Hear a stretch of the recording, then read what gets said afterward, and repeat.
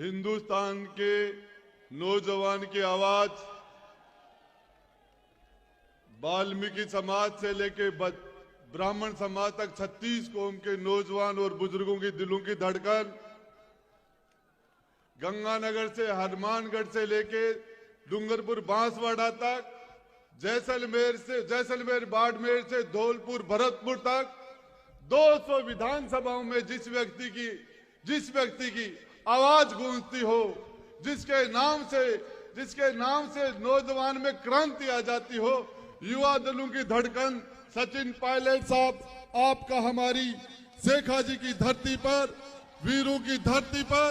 शहीदों की धरती पर, नौजवानों की धरती पर आपको बहुत बहुत स्वागत, आपका वेलकम, आपका खैर मुकदम। मैं बताना चाह रहा हूं पायलट साहब आपको, ये शेखावाटी का नौजवान हमारे मंच के ऊपर हमारे हेमाराम जी चौधरी साहब, सरकार के अंदर हमारे कैबिनेट मंत्री, पश्चिमी राजस्थान के खाटी किसान नेता, मंच पर विराजमान विजेंद्र जी ओला साहब जो शीशराम जी ओला पूरे राजस्थान में किसानों की आवाज थे। मंच पर विराजमान हमारे सुरेश जी मोदी जी, बालेंदु जी, हमारे वीरेंद्र जी दातारामगढ़ के विधायक साहब, सुरेश जी भाकर साहब, हमारे इंद्राज जी, मेरे छोटे भाई इंद्राज जी, खिलाड़ी जी बैरवा साहब, हमारे गिरिराज मलिंगा जी, हमारे वेद प्रकाश सोलंकी साहब, सम्मानित मंच के साथ मैं कहना चाह रहा हूं, ये राजस्थान के अंदर यदि समय राजस्थान का नौजवान पहली बार जैसे कोई सरपंच का चुनाव होता है, जैसे कोई पंच का चुनाव होता है, और उस तरीके से एक एक मोहल्ले के अंदर, एक एक वार्ड के अंदर ये आवाज है कि हमारे राजस्थान के तकदीर का फैसला सचिन पायलट साहब करे। पायलट साहब, ये जो नौजवान आज पहाड़ियों के अंदर बैठा है, लंबे चारों तरफ से बैठा है, माताएं बहनें बैठी है, मां जगदम्बा के स्वरूप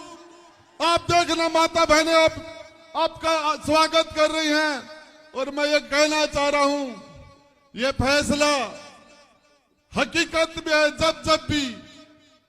इस धरती के ऊपर जब राजा राम का राज तिलक हो रहा था, और राजा राम का राज तिलक न होकर उनको 14 साल का वनवास हुआ, तो उसको हिंदुस्तान की जनता आज तक नहीं भूल पाई। वो जनता के दिलो दिमाग में बैठ गया कि राजा राम के साथ अन्याय हुआ, यह चीज बैठ गई जनता के अंदर। जब हस्तिनापुर के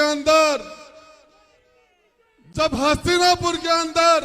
द्रौपदी का चीरहरण हुआ, तो हिंदुस्तान के जन जन के अंदर की पांडवों के साथ अन्याय हुआ, यह अन्याय जन जन के अंदर घुस गया।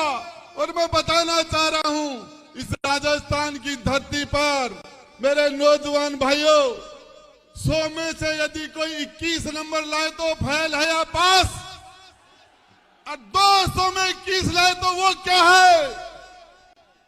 वो क्या है। जो 200 में से 21 लाए वो तो सफल, और 21 को जो 100 बना दे वो निकम्मा नकारा। इन आवाजों को, इस आवाज को कोई नहीं भूल सकता। हिंदुस्तान का नौजवान पायलट साहब, समय रहता ये पूरा हिंदुस्तान, ये राजस्थान शेखावाटी का नौजवान आपके फैसले का इंतजार कर रहा है। आलकमान फैसला करे वो मंजूर है, लेकिन मैं आपको बताना चाह रहा हूं, जिस मतदाता का पहली बार 18 साल का होने के बाद जो मतदान करेगा,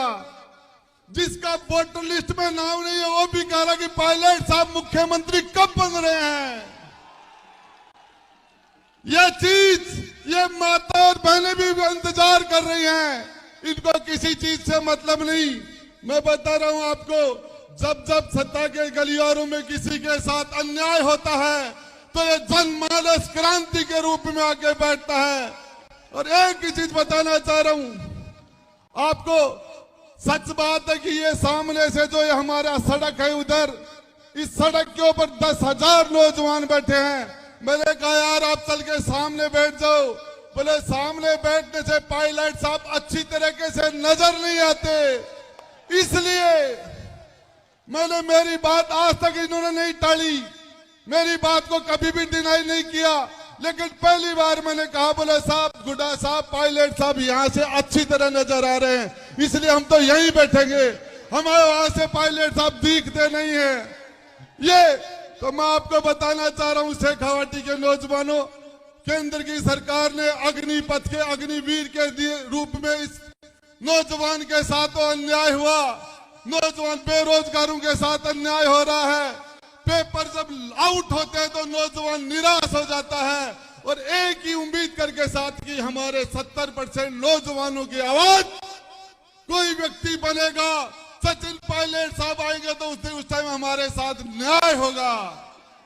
ये बेरोजगार लड़के, ये नौजवान लड़के, ये किसान, चाहे बिजली के लिए किसान परेशान है तो वो आपकी तरफ देख रहा है, अग्निपथ आती है तो आपकी तरफ देखते हैं। और नौजवानों के साथ मैं आपको बताना चाह रहा हूं, अब पायलट साहब आपको संबोधित करेंगे 2-3 नारों के साथ, 2-3 नारों के साथ आवाज गूंज जानी चाहिए, सचिन पायलट, सचिन पायलट। उधर से आवाज नहीं आ रही है, सामने से उधर से सचिन पायलट, सचिन पायलट, पीछे से आवाज नहीं आ रही है, सचिन पायलट।